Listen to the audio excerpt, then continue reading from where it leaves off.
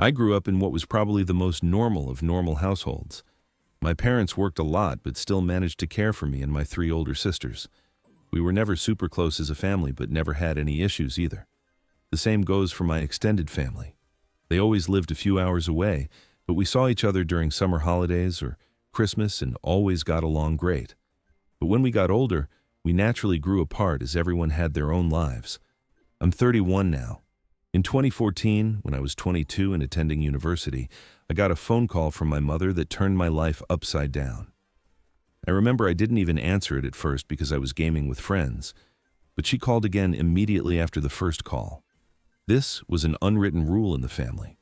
If you call twice like that, it's important. Like someone died, important. So when she called again, I excused myself and answered, only to hear chaos on the other end, like people were arguing. But when my mom realized I had answered, it sounded like she went to another room and closed the door.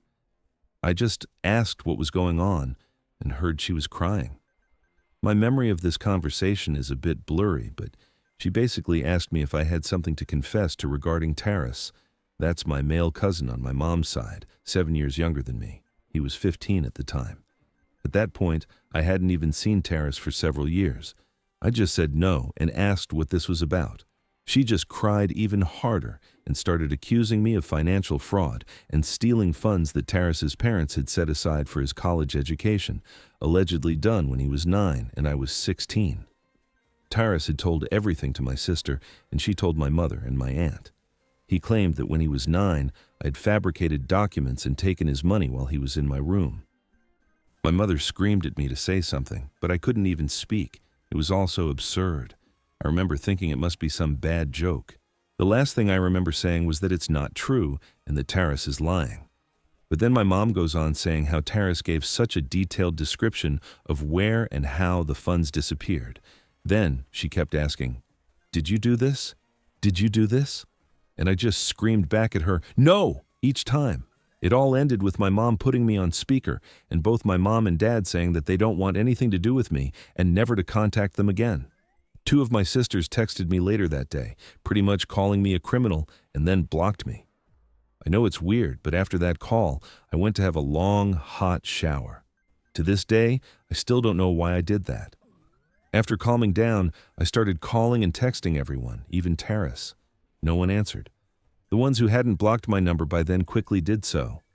The only thing I heard back was from my father, who texted me to stop contacting them and that they need to heal. That was 9 years ago, and I haven't spoken to anyone in my family since that day. To say this broke me up is an understatement. I was living in a haze for weeks after that and hardly ate at all. It didn't help that this was right before I was supposed to defend my bachelor's thesis, and I was already stressed out. Luckily, my co-writer sensed something was up and saved me by controlling the presentation so that I got the easy parts.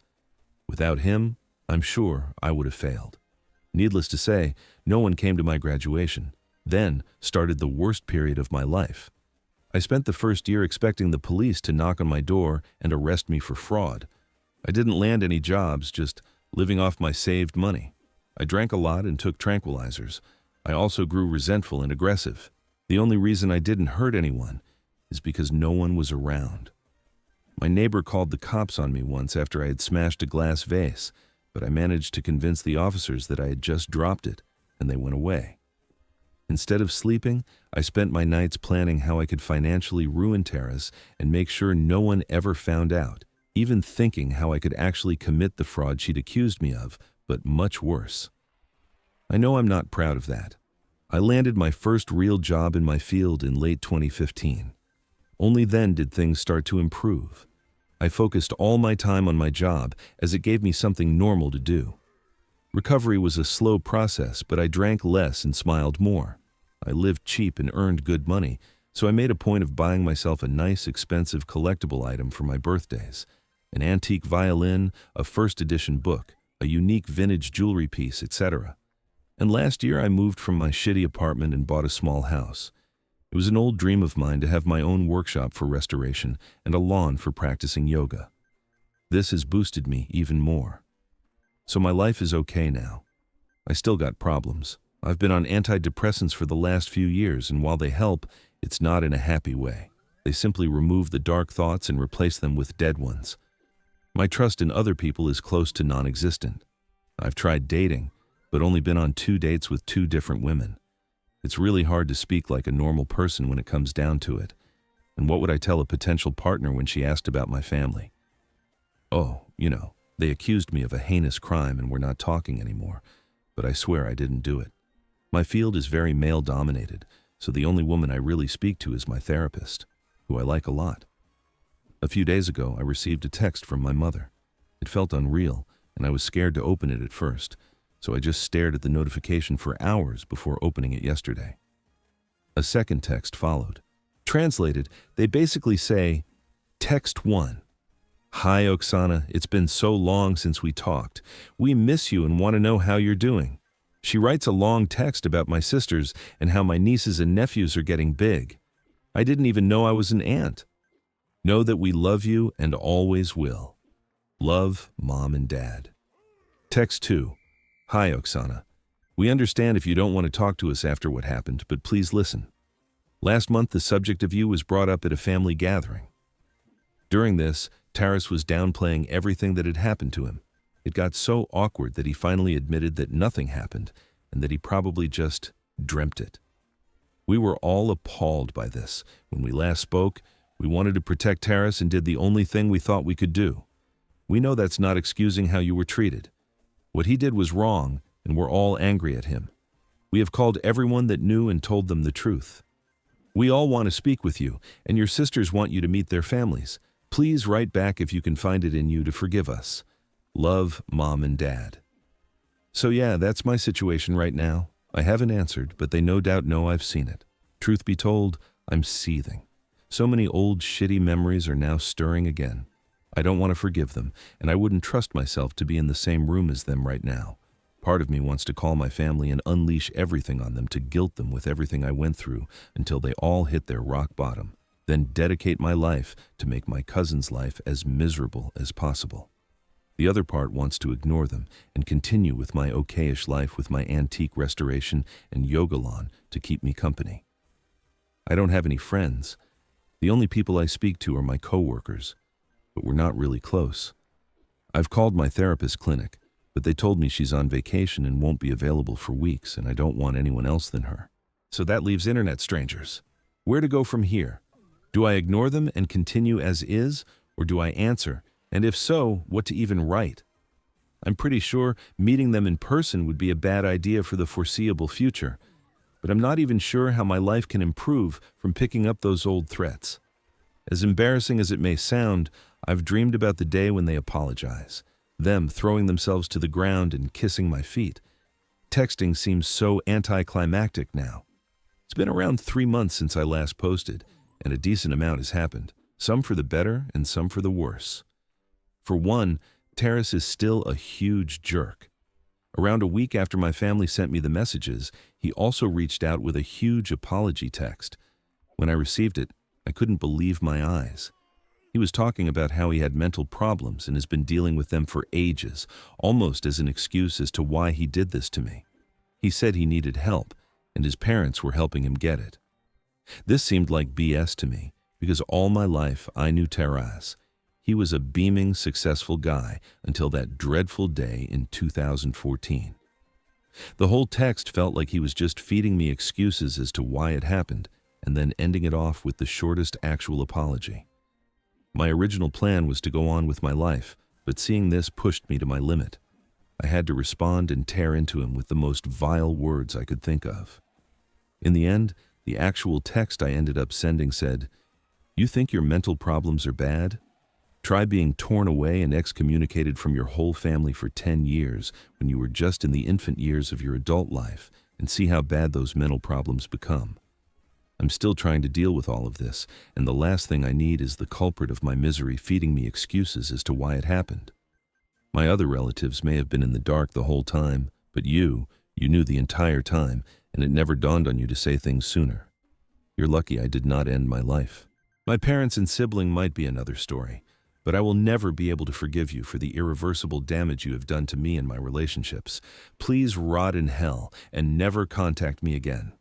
He hasn't responded, but I can see that he got the message because of red receipts. Maybe he took the hint not to respond. The good news is that I also responded to my parents. Nothing crazy in text because we really got the whole conversation out over the phone. It felt weird hearing their voices again. I used to relate those voices to being safe at home, but after what happened, it was a whole new feeling. At first, I hated it. All the sour memories popped back into my brain from the day I last spoke to them.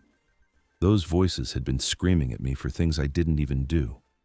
The conversation lasted about 3 to 4 hours, and while it was hard for me, and most likely them, it was the most productive conversation I've ever had with them. I thought it would be a lot of excuses, just like Taras, but to my surprise, they not only apologized 1,000,000 times over, but told me everything they were in the wrong about. They said it was weighing on them all these years, and now that the truth is out, they don't know how they can live with themselves. The one really hard part was when I asked them why they didn't hear me out or believe their own child compared to Taras. They told me they struggled with it immensely, but Taras had made it so believable that they felt they had no choice. I told them that instead of just cutting contact, they should have at least tried to get me help, but they gave me nothing to work with. They said they knew this, and that was the hardest part. After the first year or two, they said they wanted to contact me and try to figure things out, but they ultimately decided that me being who I was would not talk to them, and things would just get worse. That got me heated a little bit, because who cares what type of person I am? What I really am is your child, and that comes first. At the end, we came to the conclusion that we will stay in contact. I'm not going over to visit them or anything, but it's a start. While there is still so much hatred in my heart for them, I feel like things can get better, and that's why I'm somewhat happy. Since that phone call, we frequently check up on each other, and conversations are slowly getting back to what they used to be. Maybe I'll visit them someday, but I don't know when it will be or how it will go. How am I supposed to hug and say hi to the people who threw me out of their life? It has been another 4 to 5 months since the last update, and I have some better news than worse this time. Again, to start off, a lot of people were telling me to sue or take Taras to court. While I agree that what he did was unforgivable and heinous, I don't feel like that will cause any good. The situation has been 10 years in the making, and I kind of just want to be all over and done with it. Taking him to court would cost me thousands in legal fees that I just can't afford. And I also can't help but think of the fact that Taras never took it to court either.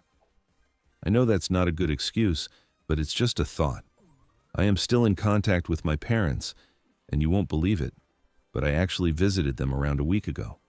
They also have removed contact with Taras, and I feel like him getting the same treatment I went through is similar to being sued in terms of punishment. Believe me, I would know. Visiting the parents went well. I haven't seen the rest of my family as I want the process to be gradual, but we met and had a nice dinner. Of course, in my last post, I said I didn't know how the greeting process would go. How was I supposed to greet the people who tore my normal life away? Well, the greeting went better than I imagined. I thought hate would win over me, but I actually felt somewhat relieved when I saw them. Is that weird? Maybe it was the fact that seeing them meant maybe my life was getting back to the normal it was before, but I don't know. I didn't hug them until after because the conversation we had was pretty grueling. I didn't mean to rip into them, but I felt I had to really get the point across of how much hurt they had caused me. At some point, my mother cried because of the detail I went into about my darkest times. They said they know they can't do anything to fix what has happened, but want the future to be optimistic. They even opened the idea of coming home for Christmas and seeing the rest of the family. But I told them my plan about taking it slow and said I might be open to the idea. While I am still conflicted, that feeling of hatred is slowly going away. I'm overall just feeling like a better person in general. I think the weight of the situation had pulled me down all those 10 years, and now that I am free of judgment, it feels good. I've also started dating now and met a great girl that I'm starting to slowly get serious with. Life is getting better. Who knows what will happen in the next 10 years after this, but for the first time in ages, I feel like things are going up. For all those reading, please use my story as an aid to your personal problems and grudges. Things do get better, even if you have to wait 10 years.